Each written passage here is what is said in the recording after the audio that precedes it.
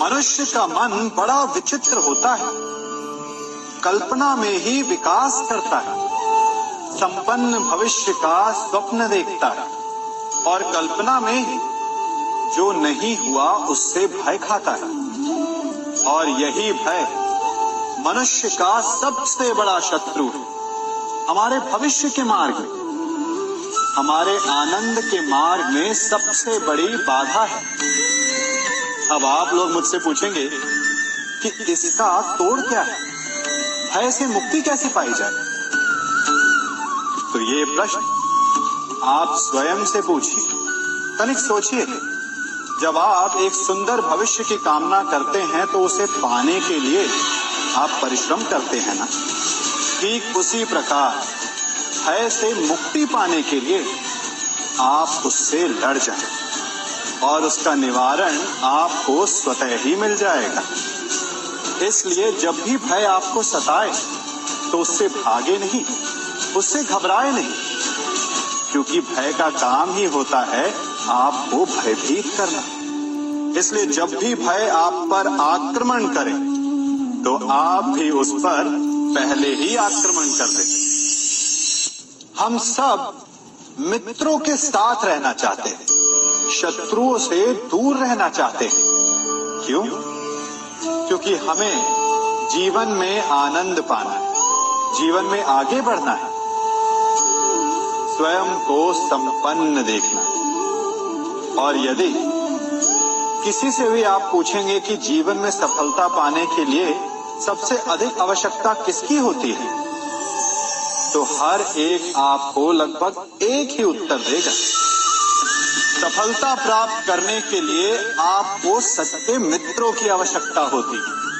परंतु यदि आपको और अधिक सफल होना है तो आपको केवल मित्रों की नहीं, शत्रु की अधिक आवश्यकता है।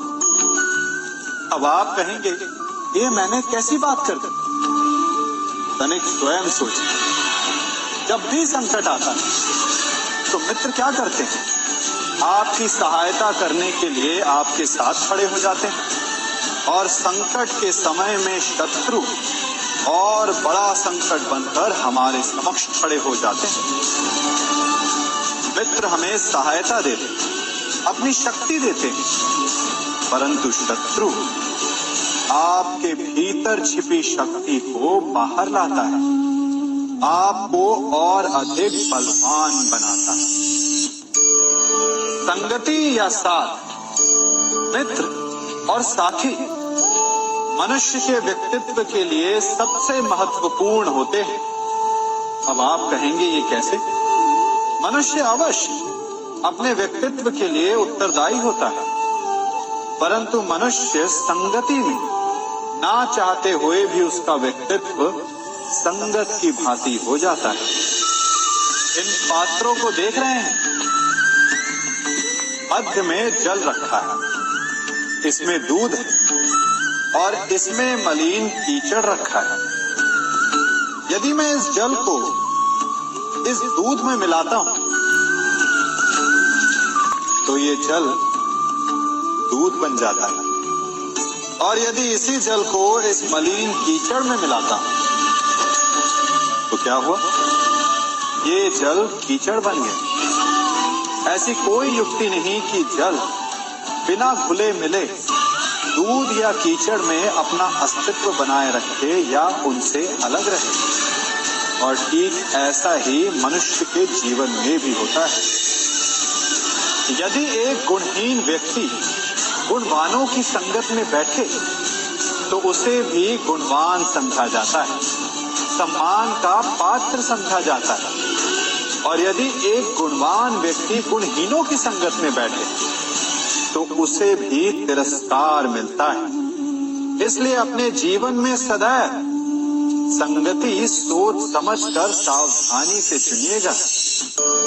कभी खेत में किसी किसान को खेती करते देखा है?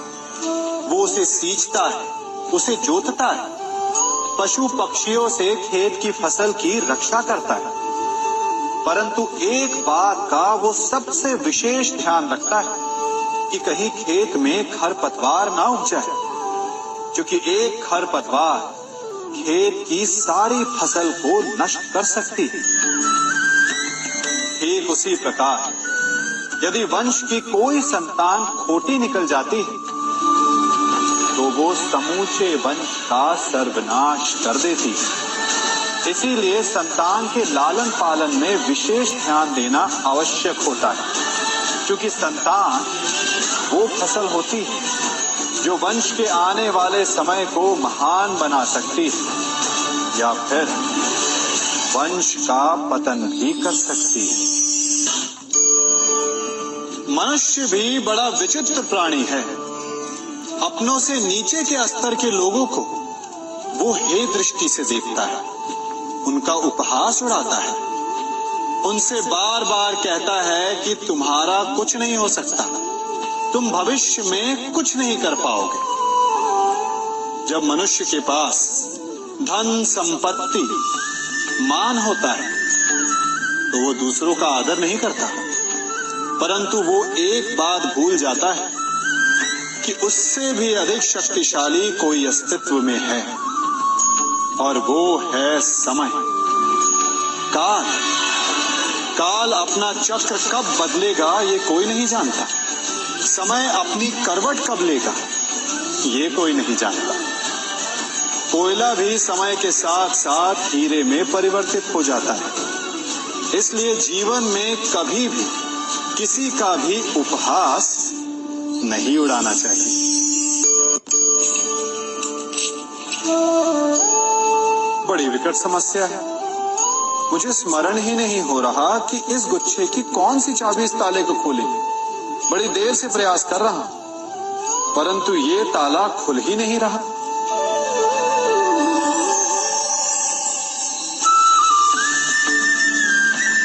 ऐसी परिस्थिति में आप क्या करें? अधिकतर लोग ऐसी परिस्थिति में अपनी आशा खो बैठते हैं। उन्हें लगता है कि चाबी खो गई। वो तिलमिला जाते हैं, क्रोधित हो उठते हैं, परंतु उस समय धैर्य रखें तो गुच्छे की अंतिम चाबी ताला खोल सकती है। कुल्हाड़ी का अंतिम प्रहार वृक्ष को काट के गिरा देता है, परंतु क्या सत्य में कुल्हाड़ी का अंतिम प्रहार वृक्ष को काट के गिरा देता है? आपको आपका लक्ष्य दिला देता है? नहीं, आपका निरंतर प्रयत्न ही आपको सफलता दिलाता है।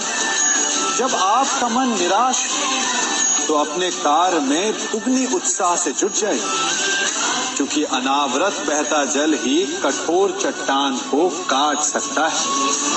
सफलता का मूल है परिश्रम, प्रयास और आशा। मनुष्य का जीवन ऋतुओं के समान होता है। आज ग्रीष्म तो कल वर्षा, परसों शीत। तनिक संकट आया तो हम संयम खो बैठते हैं, तनिक ऋतु बदली तो हम अधीर हो जाते हैं। अपने आक्रोश में, अपने क्रोध में हम उनसे ही संबंध बिगाड़ लेते हैं जो हमारे अपने होते हैं। क्यों ऐसा होता है ना? हमें लगता है कि हमारे अपने फिर से मना लेंगे, परंतु स्मरण रखिए, सदा ऐसा करना संभव नहीं होता। सागर की उछलती लहरों को तट सहता है, और यदि तट ही टूट जाए तो बाढ़ आ जाती है।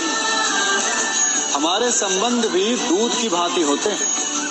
दूध तपकर उबल सकता है, परंतु यदि उसमें खटास आ जाए तो वो फट भी जाते हैं। और फटे दूध को चाहे जितना मत लो, उसमें से माखन नहीं निकलेगा। इसीलिए अपने संबंधों को संभल कर निभाना चाहिए।